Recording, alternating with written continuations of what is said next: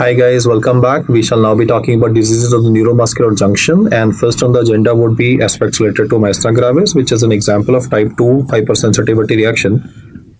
Well, it's an autoimmune disorder which will be having a waxing and a waning course. It will have exacerbations, and especially in pregnancy or infection, they could even be worsening to a level that person might require ventilatory support. That's called as myasthenic crisis. You will notice that in some books it is mentioned as type 5 hypersensitivity reaction. So I would like to put it on record like this. If the options are between 1, 2, 3, 4, then answer is type 2. But if the options are like 1, 2, 3, and 5, then answer it as type 5 hypersensitivity reaction. Now, what's the basic problem in this condition? The receptors for acetylcholine are the ones which are affected. It's a post-junctional defect. Traditionally, acetylcholine will act on its receptor, which will be having a total of 5 subunits.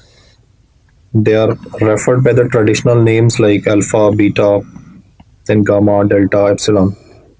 And it is the alpha subunit which is of concern, because the moment this one is activated, the alpha subunit, that is when sodium influx would be occurring, and then subsequently it will be causing a depolarization, and they would be firing at the neuromuscular end plate, and the muscle will be able to contract. In this condition, what happens is that we have antibodies which would be affecting this acetylcholine receptor. So the name would be called as anti-AChR, that is anti-acetylcholine receptor antibody. And what it will do, the function of this antibody is, first it will cause blockage or blockade of the receptor. And what I mean by blockade is that it will mainly affect the alpha subunit, and therefore the depolarization part will be affected, and therefore the contraction of muscles will also be significantly reduced, what we called as myasthenic fatigue. The second problem that occurs in these patients would be an increase in the turnover of the receptors as well. Therefore, the time for which the acetylcholine is able to activate the receptor will also be substantially reduced. The third thing that happens in this patient is damage to the, and that would sound very surprising if you're reading for first time, this causes a proper physical damage. The antibody causes the damage to the postsynaptic muscle membrane. This is a little surprising statement, because I said the antibody is not only affecting the receptors but is actually causing physical damage to the muscle membrane as well, and I'll talk about these antibodies as we progress in the discussion. The fourth problem in this condition is called as presynaptic rundown. Now, to explain presynaptic rundown, I can say like this, that if you are trying something and you are not succeeding in that, like you have tried 2 times, you have tried 3 times, and you are not able to do a particular task, then your enthusiasm towards that activity tends to reduce. I mean, our normal psychology would be like this, no, like I have tried to do something 3 times, it's not working, I need to obviously motivate myself to do it the 4th time. But then our enthusiasm, when we are doing something for first time, the enthusiasm is like super high, and then obviously it becomes routine for us. Similarly, here I'm saying that the pre-junctional site is causing release of acetylcholine, but it is not being able to activate the receptors because of the reasons which are mentioned here.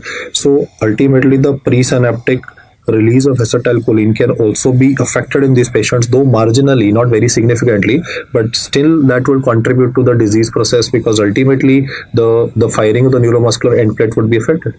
So if you look at these 4 things, one of the common parameters or one of the common concepts that you can understand from this is that due to all of these effects, the efficiency of neuromuscular transmission is affected significantly big time, and therefore the ability of the muscle to perform will also be reduced.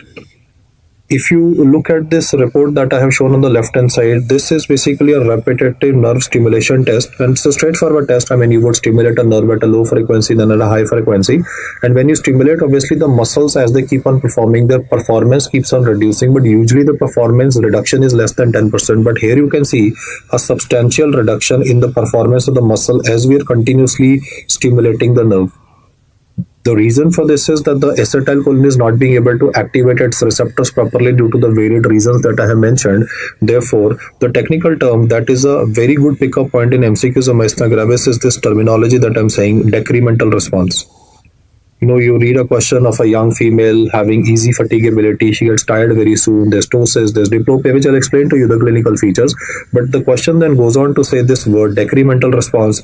You know that you are right away making a diagnosis of myasthenia gravis. Why I'm saying that? Because you see, when I will describe Lambert-Eaton syndrome to you, there also I might talk about a female with manifestations of ptosis and maybe a diplopia and chewing muscle weakness, but I will there be saying the word incremental response, and here I'm using the word decremental response. So that's why the significance of it, because the symptoms of myasthenia gravis and Lambert-Eaton syndrome can overlap partially in that, though there are technical differences also, which we will learn, but because of the overlapping of the symptoms, it is imperative that you try to understand the differences between the two. So the question that will arise here will be that why is this patient having these manifestations? In fact, clinical studies have shown that 75% patients of myasthenia gravis are having a thymus abnormality. In fact, 65% are having a thymic hyperplasia and 10% are having a thymoma, and they are the villains behind development of manifestations of this person. Thymoma, as you know, is a benign tumor. It can spread locally, it can press on the recurrent laryngeal nerve. But today, I am more concerned not about the mass effect of this tumor, but rather the antibodies that this chap is producing, which would ultimately be causing developmental damage. So they did a little bit of more research to find that what is present in the thymus, which is having an antigen against which the antibodies are found. They found that thymus will be having these cells that are called as myeloid cells. On the surface of these myeloid cells, there is a alloantigen, that is the antigen against which antibodies are formed, and the chemical structure of this antigen resembles the acetylcholine receptor. So the antibodies, they are actually designed against the myeloid cell surface receptor, which is gonna be having a structure similar to acetylcholine receptor.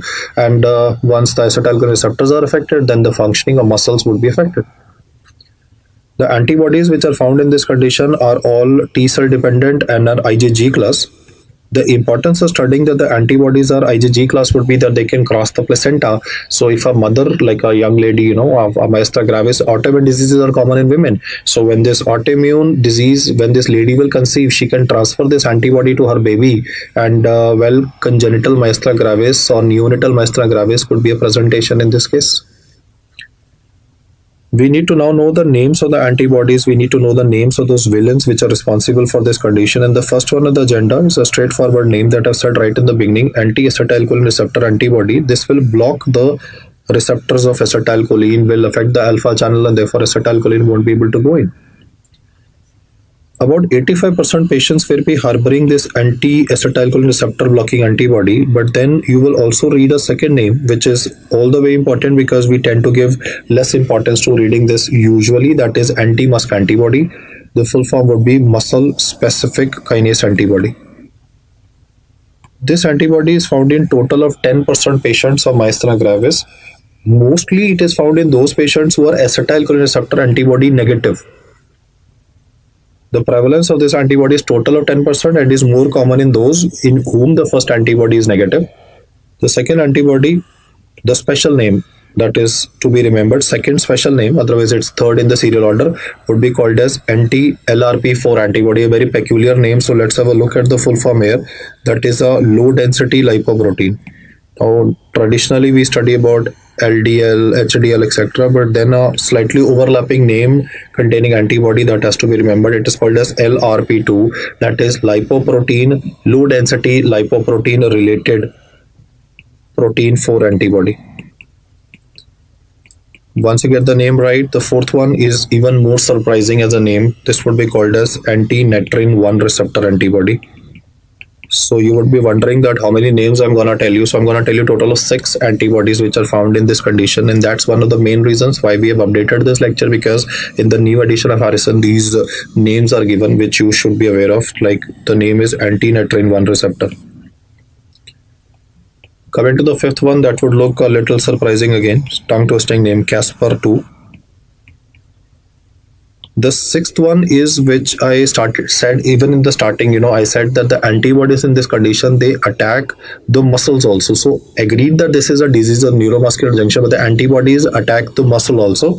The antibodies in this condition have been demonstrated against the largest muscle protein, that is called as titin. Titin is also called as the muscle spring. It's the largest muscle protein. The molecular weight of that is fairly big. It's even molecular weight wise bigger as compared to dystrophin. So the antibody is called as antibody against titin, or is technically called as anti-striated muscle antibody. There are total 6 names. of the antibodies which are the villains which are responsible for this condition, out of which the most common one is this one. The prevalence of this antibody is about 85%, whereas anti-musk antibody prevalence is 10%, and the remaining antibodies are found rarely, but then because of these specific names like LRP4, Natrin-1, Caspar-2, you just need to have a hang of these names present here.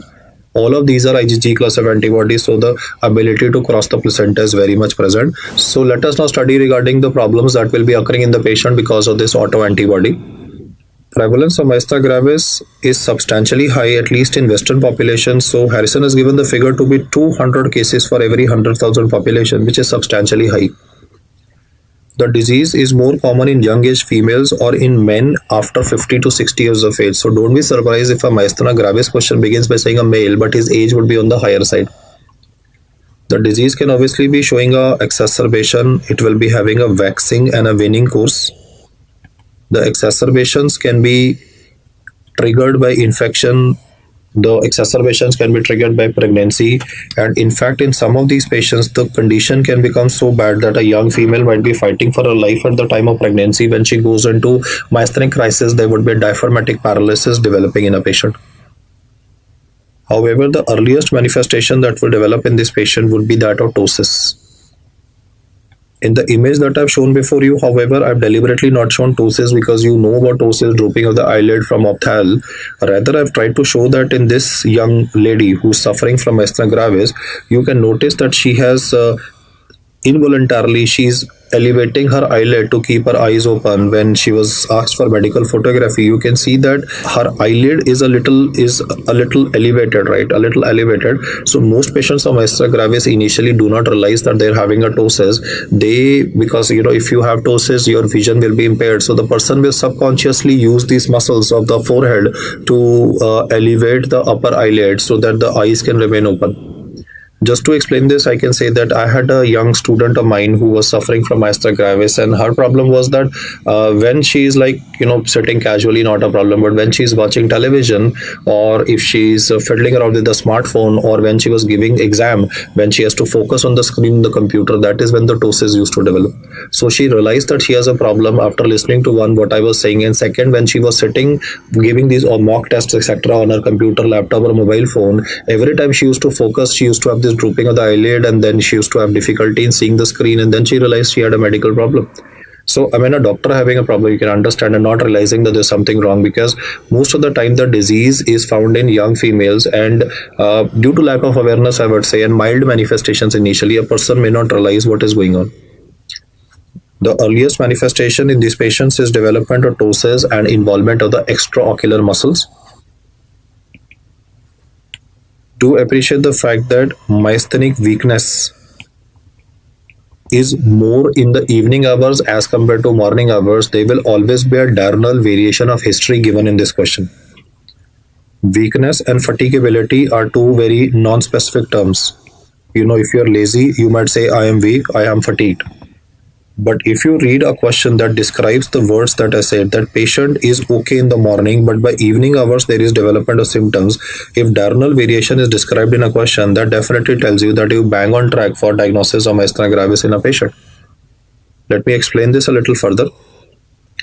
Let us assume this to be representation of the cornea, and the upper 2 millimeters of the cornea is always covered by the upper eyelid. Like in this diagram, I am trying to draw before you the fact that upper eyelid 2 millimeter is always covered by the cornea. In patients of myasthenia gravis, when she wakes up in the morning, she will not have any ptosis. But suppose she is watching television news, or she is fiddling around with a smartphone, then there will definitely be stress on the eye muscles, and that will trigger a ptosis in the patient. And when you examine the patient, you will notice that this ptosis will never be symmetrical. It will always be an asymmetrical ptosis developing in a patient. If this patient has not watched television, then you may not get these manifestations immediately. Then the patient will say that in the morning I'm okay, but by evening I'm not sleepy, but my colleagues are asking me, why do you look so sleepy-head? Your eyes are literally shutting down. And if this person is working on a computer in the office, she will have to involuntarily use her forehead muscles to elevate our eyelid to type on the computer, because obviously if you have ptosis you can't see the screen properly, so you raise your neck initially and start typing like this, then you raise your use the muscles of occipitofrontalis, try to elevate upper eyelid and thereby try to type. So most of the time these patients will realize on working that they are having symptoms, and because I have said that in this condition there is a asymmetrical ptosis, that explains why there would be a double vision developing in the patient also. Because if it was symmetrical ptosis, then images of both eye would be equally developing, equally obliterated in the brain, so there would be no diplopia. But because it is asymmetrical, there would be a double vision occurring in the patient. So highlight of myasthenia gravis would be either a young female 30s for example, or a man 50-60 years of age with asymmetrical ptosis and double vision. In fact, in these patients, you don't need to even wait till evening and let them suffer from a symptom and then tell them, okay, you have myasthenia gravis. Like patient came in the morning, there's no ptosis, but she's telling you I have weakness of my eye muscles. I feel my office colleagues, they tell me that you look sleepy all the time. My office colleagues, they make fun of me that I am a sleepy head. Though she does not feel sleepy, but she says I it looks as if I'm sleepy because eyes are half shut. So what you will request this person to do is simply a upward gaze. Like you and me can look up, down, sideways as long as we want. But in myasthenia gravis, when you will request a upward gaze in the patient for as little as 30 seconds, like you ask the person, look up to the roof of the clinic. Like I'm looking up, so I'll ask the patient, look up to the roof of the clinic for as little as 30 seconds, and there will be a development of symptoms of ptosis and diplopia in the patient. At this junction, I want to tell you that some patients might be having only the extraocular muscle weakness as a presentation for whole of their life. If the symptoms of extraocular muscle weakness exclusively only persist for duration more than 3 years, then the term that is used to describe the features is called as ocular myasthenia gravis. I repeat once again, a lot of patients of MG may not be having generalized myasthenia gravis. They have ocular myasthenia gravis, and that would be when the symptoms persist for a duration at least for 3 years. In this case, you should obviously do a CT or a MRI head to rule out any CNS cause. Like there could be a berry aneurysm that can also contribute to ptosis. Like I have explained that unruptured berry can press on the oculomotor nerve, especially if the berry is present in the posterior communicating artery, and it can cause a development of ptosis in the patient. So you have to do at least a baseline CT or MRI head to rule out any CNS lesions which could be contributing to extraocular muscle involvement in a patient. And in this condition, obviously the problem is not any mass effect of any tumor or aneurysm going in the brain, but it is a neuromuscular function at the junction which is not occurring properly. Now I have asked this lady to smile. Now when you and me would smile, there would be a big smile, but in this case you can notice that that snarling appearance coming up. So patients of myasthenia gravis are said to be having what is referred in the book as snarling facies. That's again a good pickup point for MCQ. Snarling facies are a feature of myasthenia gravis. They may not be visible initially. I said when you ask them to smile, instead of smiling from corner of the mouth, you can see that the mouth is partially open, and there's like the person is having the slight elevation of the nose. So that's like when you're angry, right? Or snarling. So snarling facies, like I put a snarling face right now, right? Snarling facies is a feature that is found in patients with myasthenia gravis. Moving ahead, because this is not a very important diagnostic feature. I mean, if I am like sitting like this, that does not mean I have myasthenia gravis. So I have just mentioned that snarling faces is a feature that you will notice over a period of time in the same patient. But the third feature that I say will be very characteristic for this patient, and that would be based on the fact that when this person is eating non-veg food, like this person is eating chicken or meat, because you have to chew, non-veg you have to chew as compared to vegetarian food, which is softer. So every time this person is chewing food, it is taking longer time for the patient to finish the meal. The patient says that I am the first one to sit on the dining table in my family and last one to get off it. People think I eat a lot. Person says, look, I'm so skinny, I hardly eat anything, but because it takes long time to finish the meal. Or I can give another example, like if you and me are late for college or hospital, we can just quickly gulp down a glass of milk and rush to work. If you ask a myasthenia gravis patient, okay, try to drink a glass of water fast, lots of time they might literally choke on it, or water might come out of the nose of the person. So pharyngeal muscles, tongue muscles, they cannot function like normally. So ability to eat fast, ability to swallow food fast will not be present in these patients. Therefore, the third point of our discussion would be chewing muscle weakness in a patient. this chewing muscle is more prominent. Muscle weakness is exaggerated on eating non-vegetarian food, especially like meat or mutton, etc. When the person is consuming, that's when the manifestations become a little more exaggerated. You will also notice that if the person will speak continuously, like we people are talking with our friends all the time, so our voice pitch remains the same, but in these patients, because of the weakness of the pharynx, the weakness of the muscles of the throat, there can be development of nasal twang in the patient, especially the weakness of the soft palate is I'm talking about, because soft palate also plays a role in phonation. So the soft palate weakness will contribute to nasal twang of voice. The family member might initially say that you were trying to prank me, like if somebody is talking to you with a nasal twang, you might think the person is trying to put a prank on you. But then the family member will realize that there's something wrong, because when the person starts speaking initially, the speech is clear, but then gradually the nasal twang of voice would start coming in the patient. Similarly, there can be nasal regurgitation of fluids. When the person will drink water, coke, whatever, it might come out of the nose. Like this person had to rush to college because the patient was late for college, and then person tried to drink milk and start coming out of the nose of the patient, and risk of aspiration is very much there. Especially in myasthenic crisis, aspiration risk will be so high that you will have to admit the patient in intensive care unit and manage the patient conservatively. When I say the word dysphagia for these patients, the impression is that esophagus is involved, but please appreciate that esophagus is smooth muscle, and this is not a disease of the smooth muscle. This is a disease of the skeletal muscle. So therefore, because the tongue cannot perform like a normal person, I'm writing the word oropharyngeal dysphagia can also be described for these patients. To summarize these points, I can say the voluntary muscles related to the pharynx, the tongue, and the soft palate are not going to be able to function properly. Therefore, these manifestations will occur in the patient. In fact, in some of these patients, even muscles related to vocal cords will be affected. So even dysarthria can be written in the patient. Meaning of the word dysarthria is unclear speech. So there are two reasons why the person is not able to speak properly. One is the nasal twang to the voice. Second is dysarthria related to muscles of the vocal cord. Because when this person will speak continuously, like you and me can go on speaking for half an hour, 1 hour without any change in the pitch and quality of the voice. But in this person, the unclear speech will start developing after continuous speaking for 2 to 3 minutes. The highlight of this disease is that in spite of all this motor weakness that you're getting in the patient, the deep tendon reflexes in these patients are preserved. I highlight this fact once again.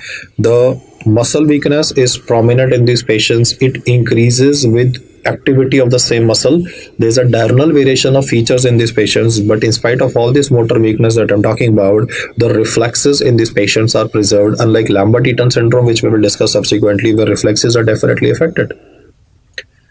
DTRs, that is knee jerk, ankle jerk, would be normal in these patients. Sensory function is not affected in these patients, so sensation in the throat is preserved. There's no problem with the gag reflex per se. Gag reflex, if you try to elicit, it will definitely be there in the patient, but the deep tendon reflexes are also preserved in the patient, but the motor weakness is still very much there. So that's how clinically you get an idea regarding that this could be myasthenia gravis occurring in a patient. Now, do you have arm weakness in myasthenia gravis or leg weakness in myasthenia gravis? The answer is yes. Like if you ask this person to spread out arms like this and keep your arms abducted, like if I'm keeping my arms abducted like this, then you will notice that even shoulder muscle fatigue will start developing and they would be drooping in the arms of the patient. So muscles of the hip joint, muscles of the shoulder joint can also be involved in the patient, but this is rather a late manifestation in the disease, that is proximal muscle weakness. Whereas when I will describe Lambert-Eaton syndrome to you, there the primary complaint will be proximal muscle weakness, whereas in myasthenia gravis it is mainly related to the eyes, it is related to chewing, it is related to swallowing. So the routine things that we don't even realize, like you are listening to me, you are blinking, you might be drinking water in between you might be attending a phone call. So all those things that we don't even think about, like blinking, talking, or drinking water, etc., those are the things which are affected in this patient, and it is only later that shoulder girdle weakness. And how would the patient tell you, I'm having shoulder girdle weakness, I'm having this deltoid weakness? Some patient doesn't know deltoid, what is shoulder girdle. So suppose it's a female, she has long hair, so she says, when I comb my hair, I feel as if the comb has become heavy. At first time when I listened to this, I was literally laughing on the patient. I said, "Are you crazy? I mean, you telling me comb is becoming heavy, plastic comb is becoming heavy." What this lady was indirectly trying, I mean, she can't understand this. She was basically telling me that a deltoid, when you comb your hair, right, you have to raise your arm above the level of the head. Like you have to brush your hair, you have to raise your arm above the level of the head. So when she used to do this brushing activity or combing of the hair activity, the deltoid weakness used to manifest in the person in the sense that that comb used to be perceived as becoming heavier in the patient. So earlier I was not a wise person. I will say knowledge is, I've been saying this every time when I teach, that knowledge is power. So well, I did not realize, I was smiling at the patient when I thought I'll refer her to psychiatrist for it. Then I realized it's my lacuna, it is lack of knowledge on my part, that I was not being able to identify the disease and what the patient was saying. So spend more time with patients. That's the learning here, and these are the manifestations that would be encountered in these patients. Coming to the workup that I'll be doing for this suspected case of myasthenia gravis, the screening test would be answered by you as the antibody, which has come up in our discussion multiple times, anti-acetylcholine receptor blocking antibody. This is positive in 85% of the cases, so you know that you have reached your diagnosis. If this is positive, I mean the probability of diagnosis has increased manifold. But this antibody can be negative as well. So let us understand the limitation part, which would widen our understanding of the disease. The first limitation is that if the report is negative, the negative antibody test in this case does not rule out the possibility of myasthenia gravis. That is one. I mean, positive is myasthenia gravis, negativity is not ruling out myasthenia gravis. Second, this does not correlate with the severity of the disease. Now we have to study what antibody would be found in those patients in whom this antibody is negative. This would be called as anti-MuSK, that is muscle specific kinase antibody. The third antibody which is found in this condition is anti-LRP4. I have taught you other antibodies beyond these also. I'm not mentioning the names because in the diagnostic protocol those names are not given because they are not found routinely, or those tests would be offered only by research laboratories.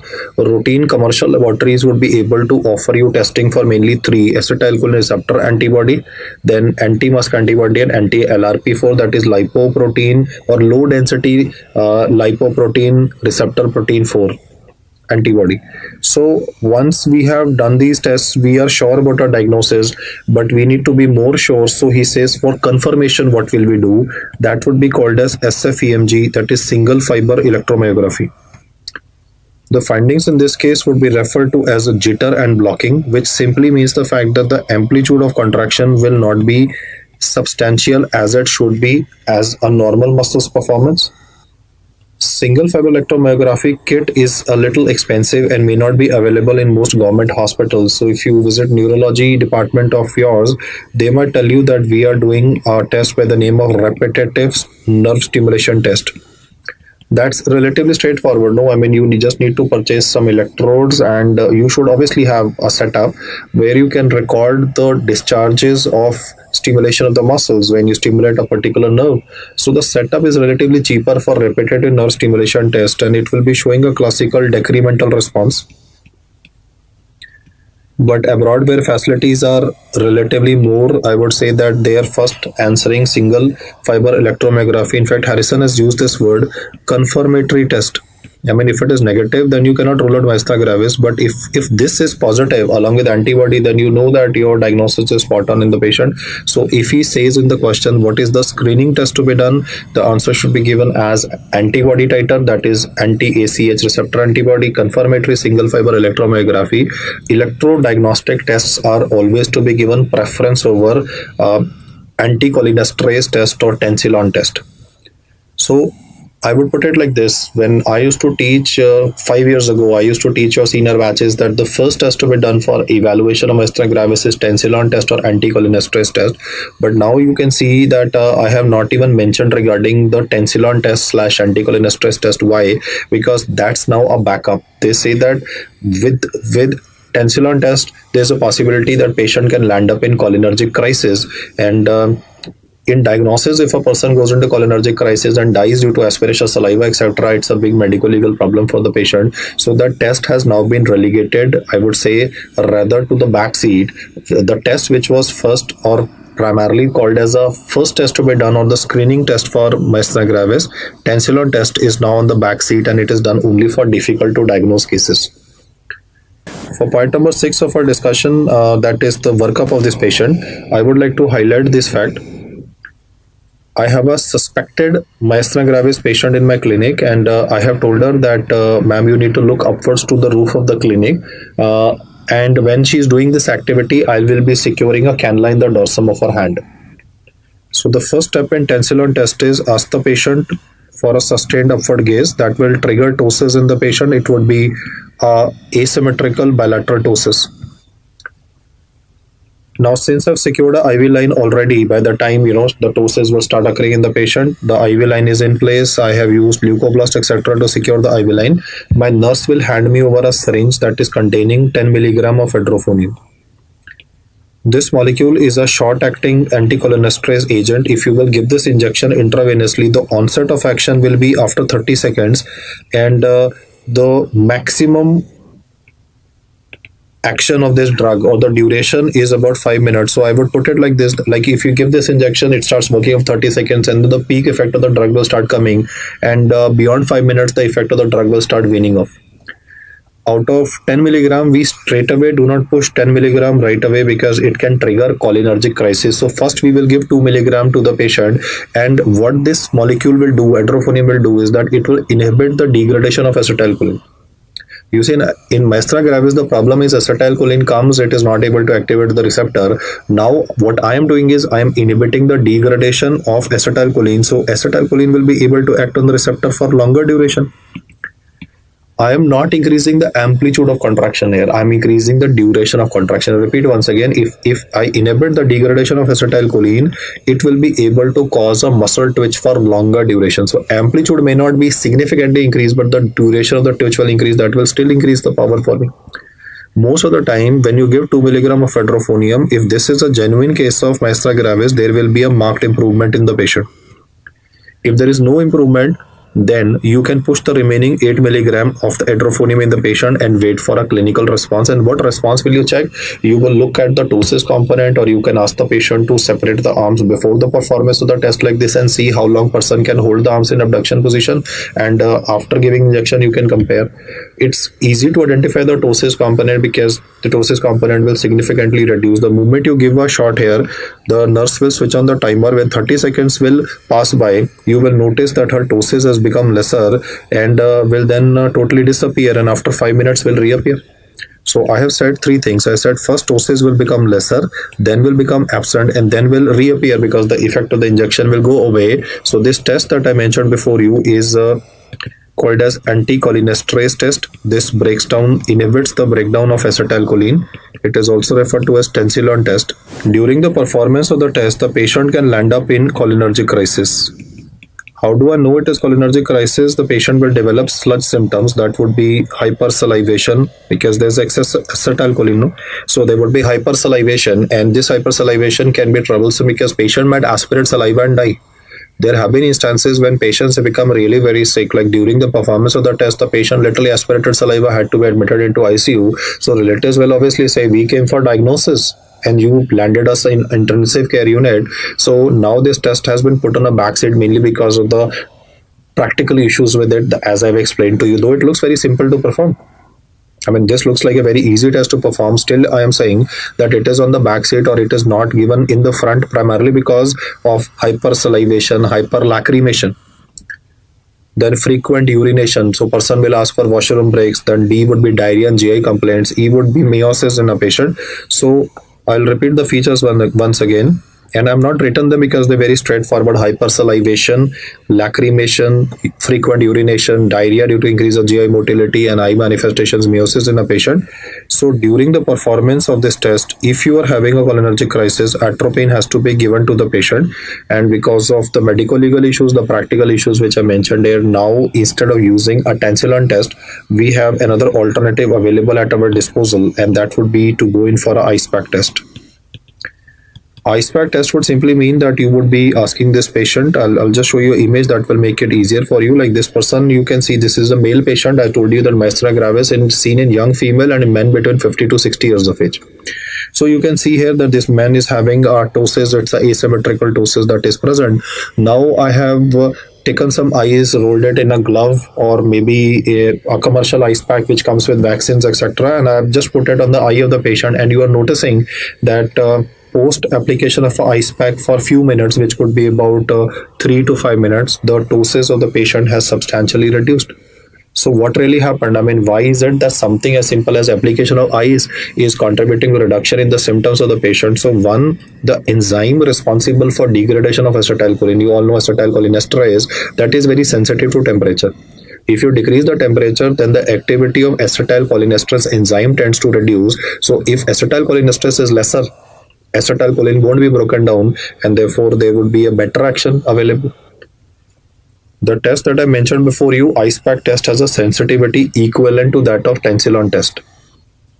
This was actually observed by a patient itself, and this patient was actually a male nurse, and he realized the fact that every time he used to splash cold water on his face, his symptoms used to reduce. So from there, it just picked on that, using IcePack test, we can identify or suspect myasthenia gravis in a patient, and they found surprisingly that the sensitivity of this test is equivalent to that of Tensilon test. So nobody wants to take a chance nowadays and do a Tensilon test, at least on OPD basis, when you have something so simple available. Even in this condition, you will be asking the patient for sustained upward gaze, and there will be induction of ptosis in the patient. It would be asymmetrical ptosis. When you apply the ice pack, what it will do is it will do two things. First, it will inhibit or it will decrease the activity of acetylcholinesterase enzyme. ACHE basically means acetylcholinesterase enzyme at the neuromuscular junction. So the degradation part has been reduced. Second, it will also contribute to a decrease in the turnover of the receptors. You see, the acetylcholine receptors are formed, then they're degraded. So this degrades the turnover of the receptors as well. In myasthenia gravis, the turnover of the receptors is increased. Here we are having a downgrade of turnover of the receptors. So ultimately, acetylcholine values are increasing, and they are able to act on more number of receptors. Both is for benefit for us. I repeat again, I said more acetylcholine is coming. Why? Because the degradation part is not happening, and there is also a more receptors available. So the performance of the muscle will increase as compared to previously. So we do a IcePack test for these patients. The next point that I say to you is very important from MCQ perspective, that I will be doing a CT head or MRI head in these patients. Why? Because I want to rule out causes like arteriovenous malformation or any space occupying lesion contributing to third nerve palsy or ptosis occurring in a patient. So that's one baseline test that is always to be done, and it is mandatory to anyway do this test in all cases of ocular myasthenia gravis. I have explained that extraocular muscle weakness for more than 3 years consecutively is called as ocular myasthenia gravis. The next test will be a CT test for these patients. Now that again looks very surprising if you're casual. Why do you want to do a CT test in the patient? One, because I want to pick up any mass effects of thymoma. I also want to demonstrate whether there is a thymic hyperplasia in a patient, because after all, the treatment of choice for myasthenia gravis or the generalized variety is thymectomy. So thymus is the villain. Get it out. Studies have shown that thymectomy should be done in all cases of myasthenia gravis. Why? Because even if it is patient who will require steroids, after all, because it's an autoimmune disorder, the dosage of steroids is reduced. That's a big boon to you. Quality of life is improved, because if you are having lesser requirement of steroids, then the side effects of steroid toxicity are substantially reduced in the patient. So CT chest is done to rule out the thymus abnormalities in the patient. Then these patients can be having coexistent autoimmune diseases. Those could range from Hashimoto's to Graves' disease, SLE, rheumatoid arthritis, and therefore in the workup of these patients, I need to do an anti-nuclear antibody. I'll be doing a RA factor in the patient, and at least a baseline TSH can be done in the patient, because in Hashimoto, if the person has reached a hypothyroid state, then the values of TSH would be high, and in Graves' disease, the TSH values would be literally undetectable. So TSH, anti-nuclear antibody, and RA factor is done to check for coexistent autoimmune diseases which could be present in this particular condition. The last two tests that I mentioned for this condition have to be listened with utmost care, because they are in the end, so we tend to get fatigued and we tend to miss them out. One, pulmonary function testing should be done in all of these patients. Why? Because we need to plan thymectomy for these patients. So I want to look at the lung reserve of the patient, like if he's a obese person, and because possibly the person of myasthenia gravis might have been on steroids for long duration, so the obesity component might have developed in a patient. So I want to have a look at the lung function of the patient before we plan a surgery for a patient, because if you do a chest surgery, lung functions have to be evaluated. Then, because you give steroids for immunosuppression in all patients of myasthenia gravis, or in most patients of myasthenia gravis, immunosuppressive drugs like prednisolone, azathioprine have to be given. If tuberculosis is present in a patient or diabetes is present in this patient coexistently, then they will worsen. Steroids will worsen tuberculosis, steroids will worsen diabetes mellitus by increasing the blood sugar values. So the textbook says that glycosylated hemoglobin values and baseline test for TB, like at least a tuberculin skin test, should be done. And these are two statements important MCQ wise, because immunosuppressive treatment, whenever it is planned to be start in any patient, like even in pediatric cases of minimal chin disease, before we start prednisolone, we have to be careful that the child is not having tuberculosis, because you give steroids for minimal chain disease, the tuberculosis part will flare up just like anything, and there could be dissemination of the disease also. So diabetes mellitus and tuberculosis should be ruled out by investigation part before initiation of immunosuppressive therapy is done for these patients. Once we get the tests for this condition right, we will now look at what is the therapeutic options that we have at our disposal for management of these patients. Coming to the treatment part for patients of myasthenia gravis, the first thing that I would like to mention is usage of pyridostigmine. In pediatric cases, we are more comfortable giving neostigmine to the patient, but in adult cases, it is pyridostigmine which should be answered as the best drug to limit the symptoms of the patient. The onset of action of this medicine is after 15 minutes, and the total duration of action is approximately 4 hours. So repeated dosages of pyridostigmine have to be given to these patients for causing symptomatic relief. Do remember the fact that patients who are having these anti-MuSK antibodies present, they may not show a good response to this drug. Generalized myasthenia gravis, the response is going to be much better. In fact, surprisingly, in some cases, when you give this medication, there might even be worsening of patients' symptoms. So do keep a watch for persons who are anti-MuSK antibody positive. They should follow up with you regularly, because worsening has been documented with pyridostigmine, but it is a preferred drug to be used, or DOC from pharmacological perspective is obviously pyridostigmine and not neostigmine. Now, what is the role of thymectomy for the patient? So thymectomy will be answered as the treatment of choice for this condition. I repeat my statement, the drug of choice would be answered as pyridostigmine for symptomatic relief in the patient. If the question uses the word what is the treatment of choice for patients of generalized myasthenia gravis, then answer should be given as thymectomy. Now, why do we do thymectomy? There are two aspects that I would like to say here. One, it is always to be done for thymoma because it can expand locally. It's a benign tumor, but it can expand locally and cause a mass effect. So I want to handle that. And second, they have documented the fact that even if a person is not having a thymoma, suppose he's having a thymic hyperplasia, it is advantageous to remove the thymic hyperplasia, because the subsequent requirement of steroids that you prescribe for these patients in the long run significantly reduces. I repeat my statement. Why do you give thymectomy in the patient? One is obviously resection of a thymoma. Before doing a thymectomy, a pulmonary function testing must be done thoroughly. I mean, the anesthesiologist should be clear with respect to the lung function of the patient, because we don't want any post-operative complications, because anyway, surgery can also trigger a myasthenic crisis in the patient. So the anesthesiologist has to be good in ventilation, both intra and post-operatively for these patients. I mean, it might take a while for these patients to come out of anesthesia also. So therefore, the anesthesiologist has to be the one who has previously handled cases of myasthenia gravis, because intra-op complications and post-op complications in these patients will be more, especially with ventilatory drive being limited in these patients secondary to diaphragmatic involvement. Now, once we do a thymectomy, after we are satisfied, it is one for resection of thymoma, and second is the decrease in the requirement of immunosuppressive drugs, because long-term intake of steroids can cause Cushing syndrome. visual defects, cataract in a patient, myopathy in a patient. So sometimes if we do not offer thymectomy, patient will obviously tell you, oh, I don't want surgery, I want medication. But the same patient will say, doctor, had you told me earlier, I would have decided, because steroids after 5 years, when they start causing Cushing with faces, or in a female there's hirsutism, that is when they start blaming you. So Indian patients will obviously be, in a blame game one, and usually they refuse surgery initially. But our objective in generalized myasthenia gravis is mainly to convince the patient to sign up for thymectomy as early as possible. In ocular myasthenia gravis, however, the protocol says that first give pyridostigmine, and if it's a poor response, then straight away go for immunosuppression. Do remember my words very carefully. We do not recommend thymectomy in ocular myasthenia gravis. Studies have shown that for ocular myasthenia gravis, first line drug is pyridostigmine, obviously, for symptomatic relief. Though if a person is anti-musk antibody positive, there might even be worsening, so watch out for the same has to be kept.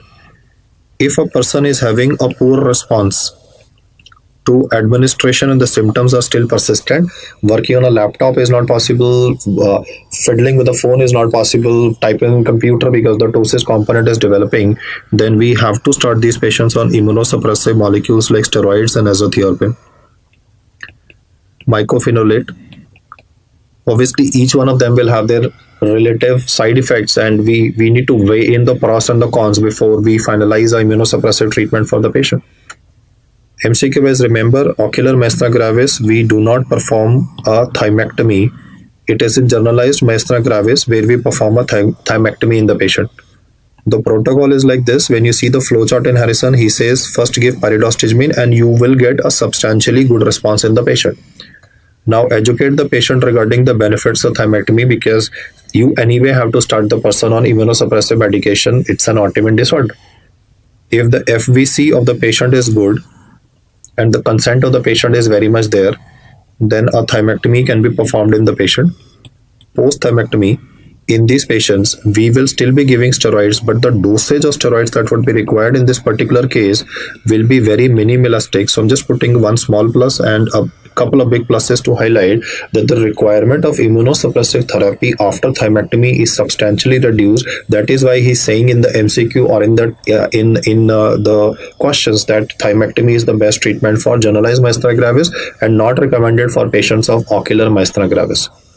Do remember the fact that if he mentions regarding myasthenic crisis and what is to be done in the patient, then we will use plasmapheresis for these patients to get rid of the dangerous antibodies.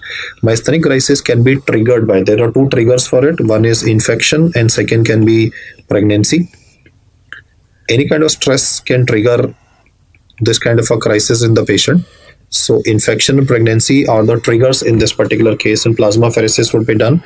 If facilities for plasmapheresis are not available, it is intravenous immunoglobulin. If he says what is first to be done in myasthenic crisis, it is obviously elective intubation and ventilation of the patient. We will have to maybe put the patient on assisted controlled mechanical ventilation because the PCO2 of the patient is beginning to rise and PO2 in the patient is significantly low. So crisis has to be managed on war footing. First line management is obviously get the airway access, and then the treatment of choice for crisis is plasmapheresis and intravenous immunoglobulins in the patient. At this junction, I would also like to mention regarding treatment for neonatal myasthenia gravis. Now, what I mean by word neonatal myasthenia gravis is that the mother of this child was having myasthenia gravis, and at the time of delivery and before delivery, she has transferred the antibodies to her child. Remember, the antibodies that are found in this condition are immunoglobulin G class, and all immunoglobulin G class of antibodies can very easily cross the placenta. Because of the transplacental spread of this antibody, the neonate will also suffer from a possible difficulty in establishing respiration.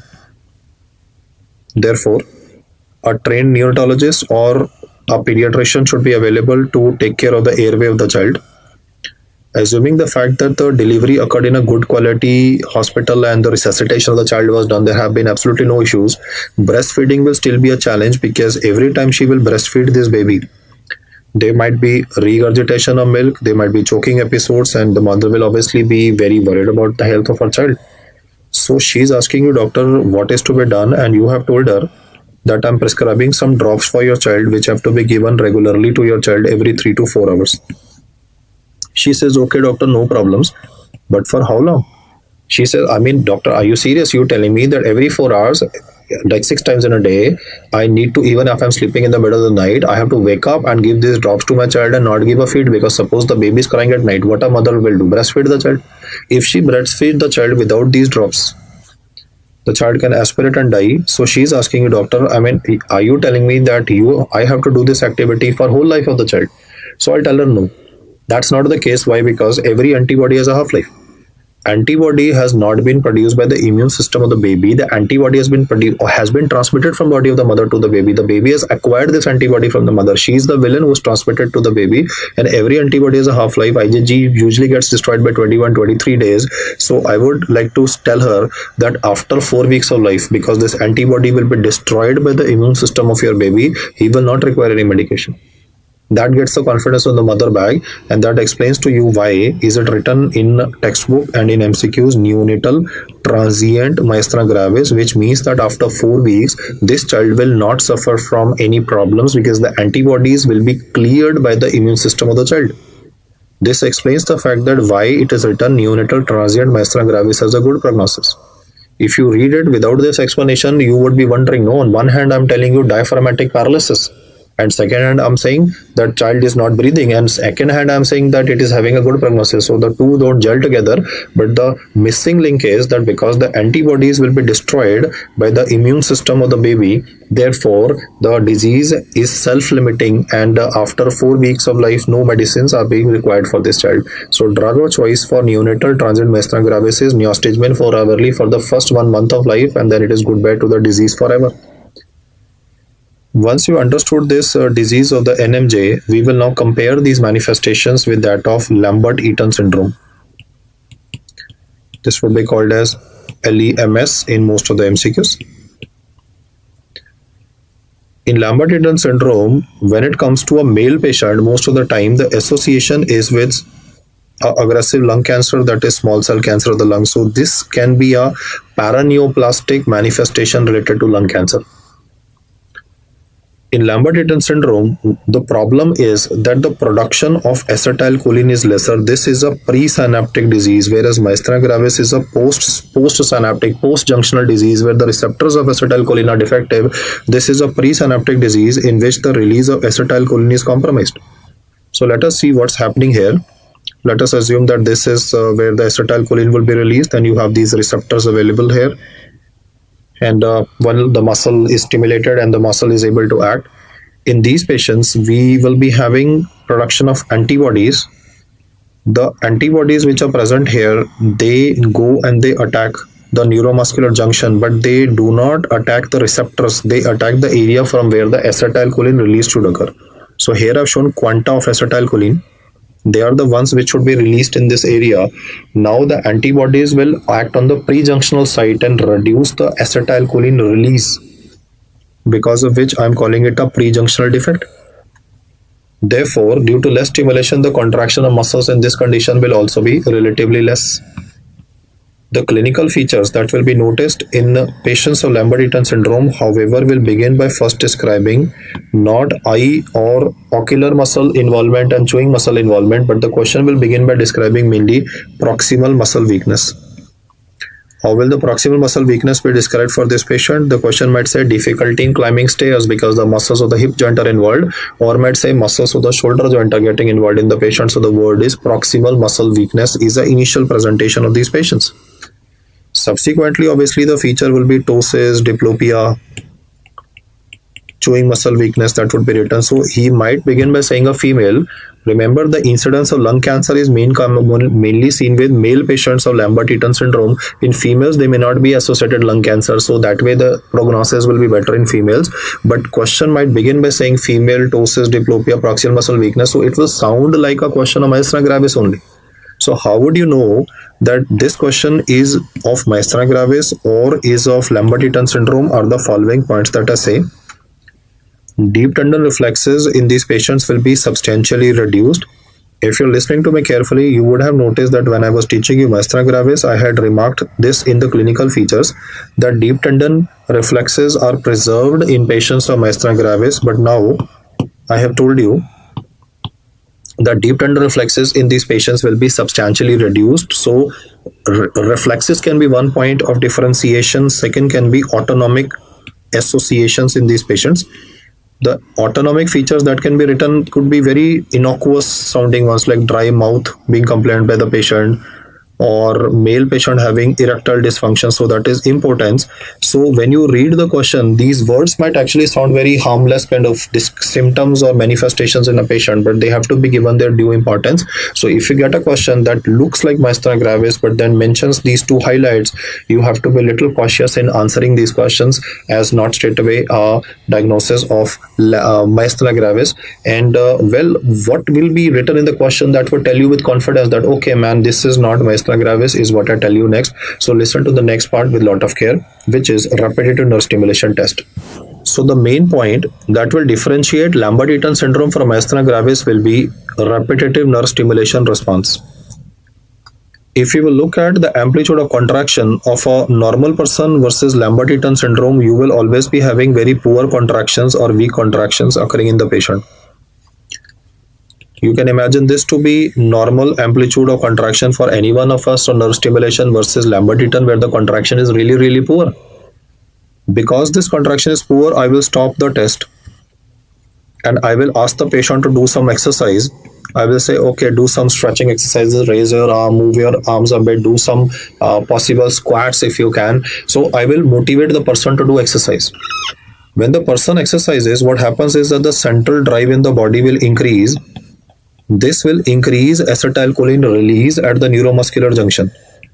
Remember, in this condition, due to autoantibodies, the release of acetylcholine at the junction is transiently reduced. But when you make the person exercise, the acetylcholine release at the neuromuscular junction tends to rise. So therefore, if I will resume the testing of this person post-exercise, I will notice that the amplitude of contraction will be relatively better. I'm not saying that the contraction will ever reach normal, but you can notice there's a substantial increase in the amplitude of contraction. This is what is called as incremental response. And if you read a MCQ which mentions this word, that repetitive nerve stimulation test of a person shows an incremental response, then you have to answer in favor of Lambert-Eaton syndrome in a patient. Here, the query that I get from a lot of doctors is that if you are getting incremental response like this, why did you not make a myasthenia gravis person exercise? Well, I think you can all understand in myasthenia gravis patient also, if I ask her to exercise, if I pump her up, I say, okay, yes, you can do it. Imagine that you're running a race, you have to run fast, you have to ensure that your performance is good. Acetylcholine release will occur because I have motivated the person is trying to exercise, but at the same time, the acetylcholine that is being released will not be able to stimulate the receptors. Why? Because the receptors are blocked. The receptor sites are not working. It's a post-junctional defect. So any kind of pep talk and exercise on the part of the patient is not going to improve the symptoms. Well, for you guys, what is the message here is that patients of myasthenia gravis, when they wake up in the morning, they're okay, but by evening, the performance goes down. In Lambert-Eaton syndrome, it is opposite. When they wake up in the morning, they are weak, and when they start doing activity, the performance starts increasing. I repeat the statement once again. I have today taught you two diseases of the neuromuscular junction which have a diurnal variation of symptoms. What I mean by diurnal variation is, in myasthenia gravis, patient in the morning is just like you and me. By evening, it's like eyes are closed. In Lambert-Eaton syndrome, it is opposite. In morning, it is like there's a ptosis and there's a shoulder weakness. And after doing exercise and as the day will progress, the person will start feeling relatively more fresh and the performance of the person will improve. So decremental response for myasthenia gravis and incremental response is seen after making the person do some light exercise in Lambert-Eaton syndrome. That's the main difference that I want you to understand for this. And therefore, it is important that we also study the antibody here, which is involved. The name of the antibody is anti-P by Q antibody. This is acting against that voltage sensitive calcium channels, which help in release of acetylcholine at the neuromuscular junction.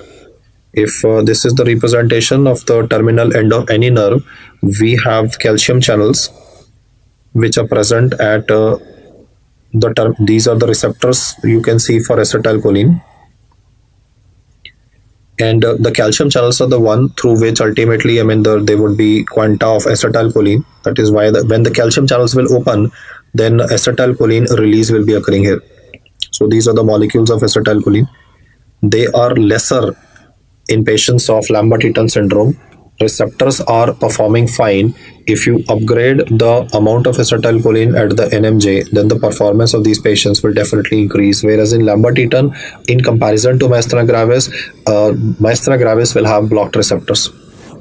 Coming to the treatment of these patients, the drug of choice for this condition would be answered as 3,4-diaminopyridine.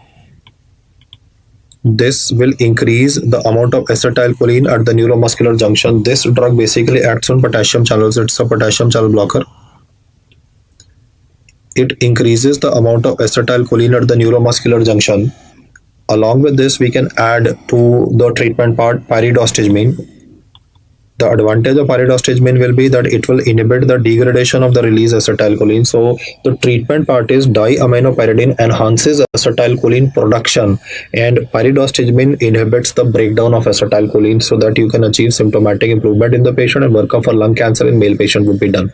To the end of this topic, I want you to be clear about this term by the name of neurasthenia, which you might encounter in couple of questions, and the symptoms that are described by neurasthenia patient might be same as that of myasthenia gravis. So it will be easy fatigability, tiredness occurring in a patient, but there is no organic cause in this case. Symptoms will be identical. There is a myasthenic fatigue, but there is no organic basis in this case, and the testing of the patient will be normal, and history of this patient will keep on changing. Like sometimes patient will say I'm weak in the morning, sometimes weak in the afternoon, sometimes weak in the evening, and you will find discrepancy every time. Or the patient will just say this, I'll put it like this is a plain lazy person.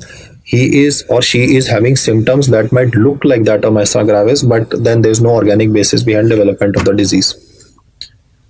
You should also be clear regarding a prejunctional defect by the name of botulinism.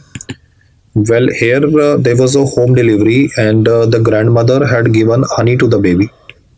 This would be a disaster because if the quality of the honey is bad, like this was a boy baby, home delivery occurring in village in India, honey was given, and the spores of botulinum will germinate in the GI tract and will produce the toxin. Therefore, the patient will develop paralysis. That would be a descending paralysis.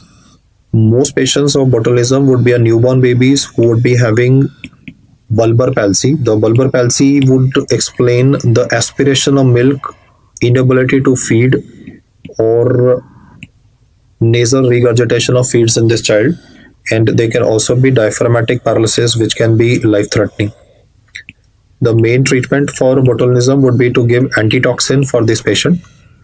This is an unfortunate complication, and lots of time, even without a diagnosis, the child might actually die. Botulinism I have mentioned because this is also a pre-junctional defect or a presynaptic defect. The amount of acetylcholine, the toxin acts on the neuromuscular junction, and it reduces the amount of acetylcholine released at the neuromuscular junction. So I would say the common thing between Lambert-Eaton syndrome and botulinism is only the decrease of acetylcholine release, but the age of presentation and the allied features that I have mentioned are grossly different. So there's no reason why, I mean, the clinical profile will be so different that we will be able to identify the diseases easily. As a summary, for myasthenia gravis and LEMS, the following pointers should be kept in mind. Myasthenia gravis is mainly associated with thymus abnormalities. Lambert-Eaton syndrome could be associated with small cell lung cancer, especially with male patients. On the left hand side, acetylcholine release is perfectly normal. The problem is with the receptors, so we call it a post-junctional effect or post-junctional defect. Left hand side, the release of acetylcholine is less. The receptors are perfectly normal, however. Left hand side, the antibodies which are involved are multiple, but the key ones to be remembered is anti-acetylcholine receptor blocking antibody and anti-MuSK. The third that you can remember, though I'm not writing it here, is anti-LRP4 antibody. Right hand side, the name of the antibody is anti-P by Q. This antibody acts on calcium channels, which will help in release of acetylcholine at the neuromuscular junction. So antibody P by Q it's again voltage gated calcium channels. There's a possibility that gender might be given same in both of them. Both of the patients might be having ptosis, extraocular muscle weakness contributing to diplopia, chewing muscle weakness in a patient. But now the similarity will end. The differences have to be picked up in the question. Left hand side, let me say he begins by saying a female, but he will straight away start from ptosis diplopia. He will not talk about proximal muscle weakness. Shoulder girdle weakness is mainly a feature associated with Lambert-Eaton syndrome, or difficulty in climbing stairs is a feature mainly seen with Lambert-Eaton syndrome. Another difference to be kept is reflexes. Reflexes are always normal or preserved in myasthenia gravis, and reflexes are reduced with respect to Lambert-Eaton.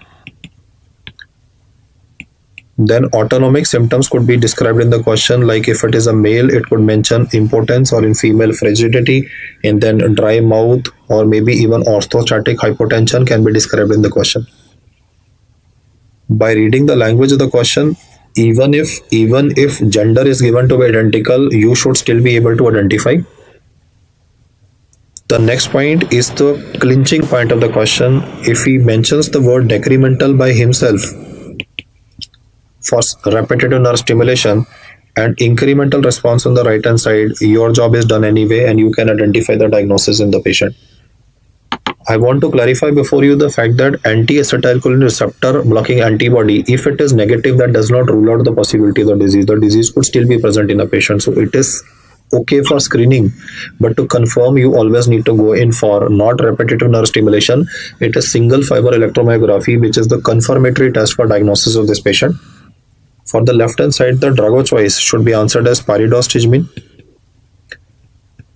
followed by thymectomy if it is generalized myasthenia gravis, or we will have to go for immunosuppression.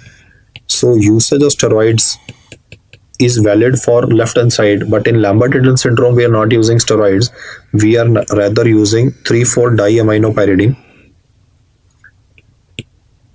Pyridostigmine can be used even on the right hand side, because all pyridostigmine does is inhibit the enzyme responsible for breakdown of acetylcholine, so the muscles get stimulated for longer duration. In both of these cases, I want acetylcholine to act relatively few milliseconds longer.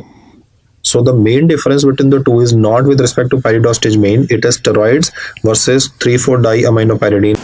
The surgical treatment for myasthenia gravis is thymectomy in majority of cases, and in Lambert-Eaton syndrome, because of association with small cell cancer in male patients, we will have to go in for a chemotherapy for small cell because it can metastasize very fast. So we need to straight away give chemotherapy containing drugs like cisplatin and irinotecan for the patient. So these are the details that I would like you to remember for the disorders of the neuromuscular junction, and the comparison part is the main crux of the discussion. Attempt MCQs on the same and you will have a better orientation for understanding these diseases. Thank you so much for your patience and hearing me out.